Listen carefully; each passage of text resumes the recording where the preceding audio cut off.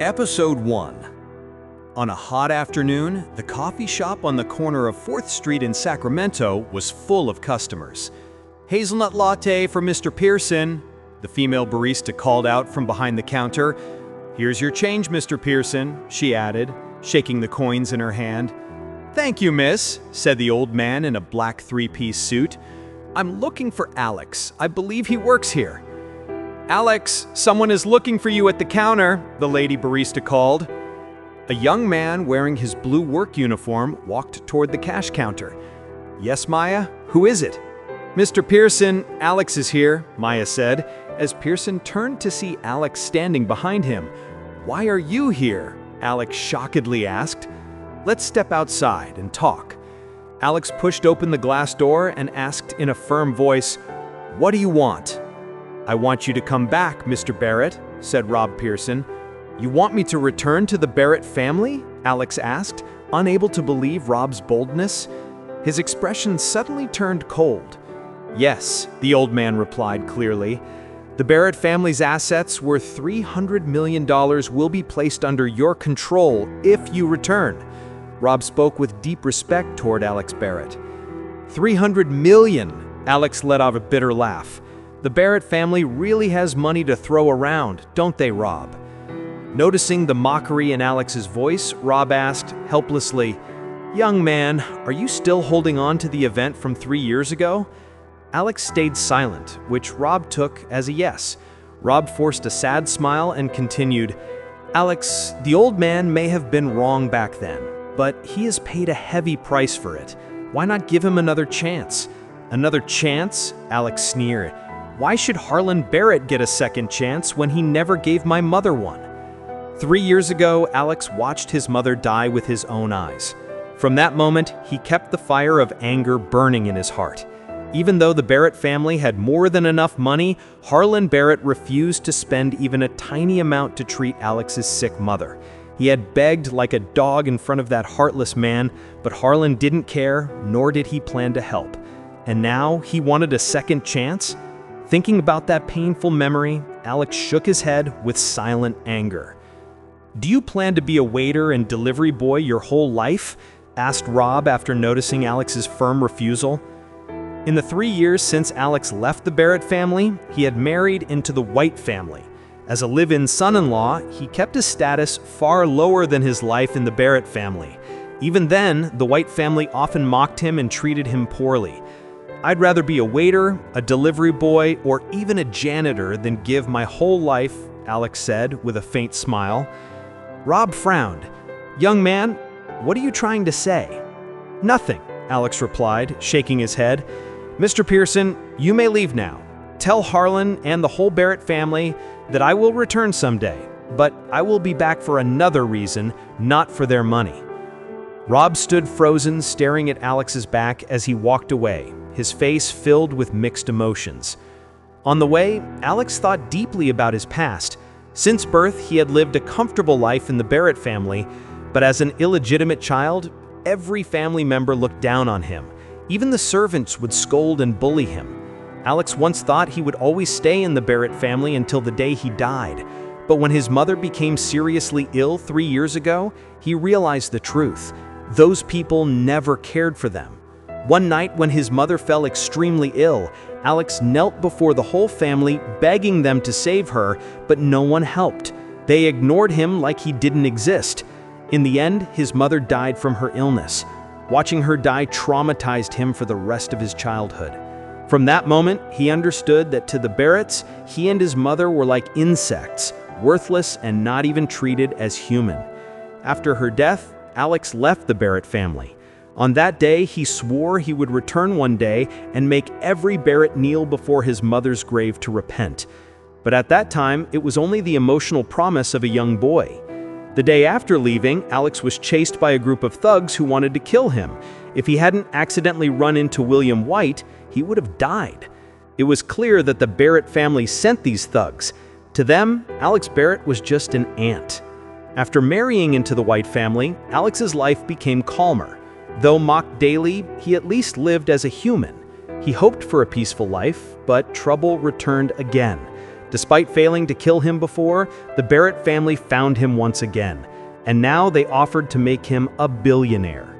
But among the third generation of the Barrett family, more than 100 men had the right to inherit. For an illegitimate child like him, becoming the heir was almost impossible. This was clearly a trap.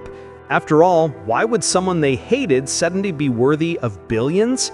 As the saying goes, an opportunity that sounds too good to be true would most likely be too good to be true. Alex. Lost in thought, Alex heard a woman call his name. A beautiful woman in a white dress approached. In addition to her delicate features, she also possessed a tall yet slim figure. Her body lingered with a graceful temperament.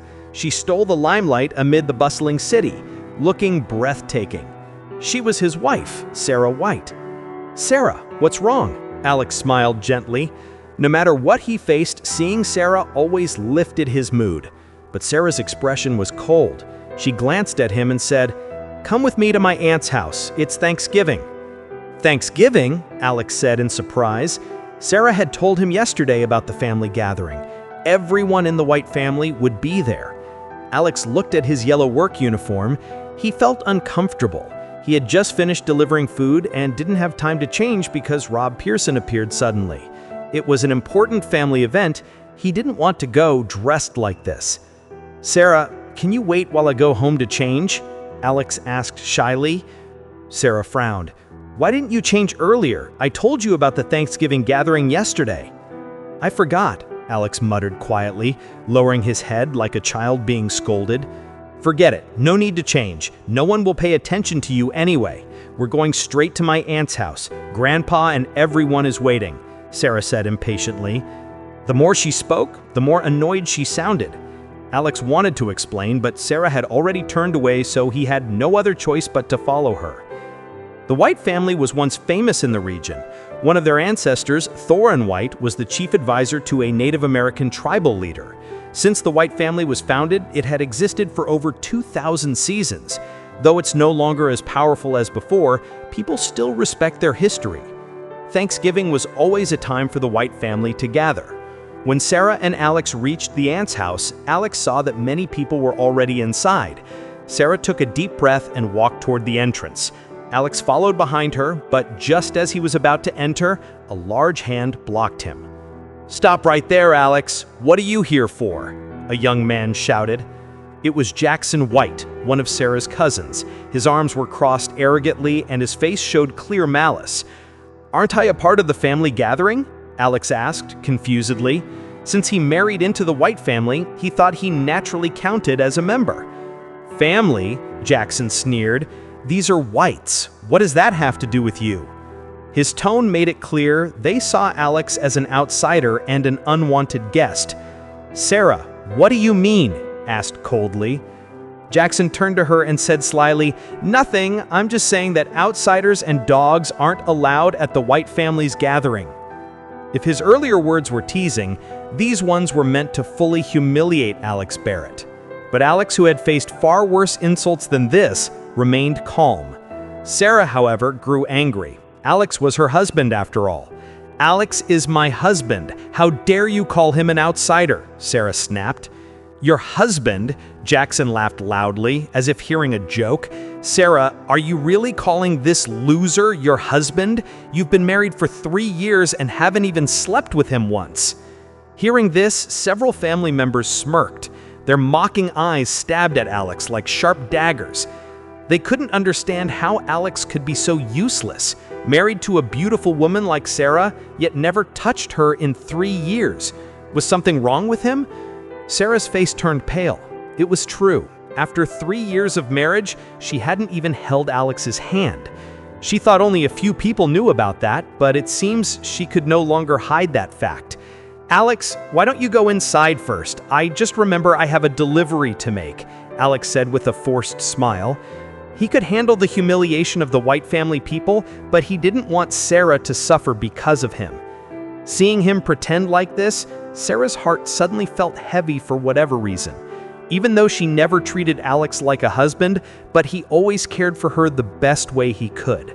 Whether it was a windy or rainy day, he always came to pick her up from work. If she was upset, he would try to cheer her up. He never got angry in front of her and always supported her quietly. Over time, she naturally grew feelings for him. Her eyes filled with a thin layer of tears. She wondered why Alex always treated her so kindly. Alex took a deep breath and turned away.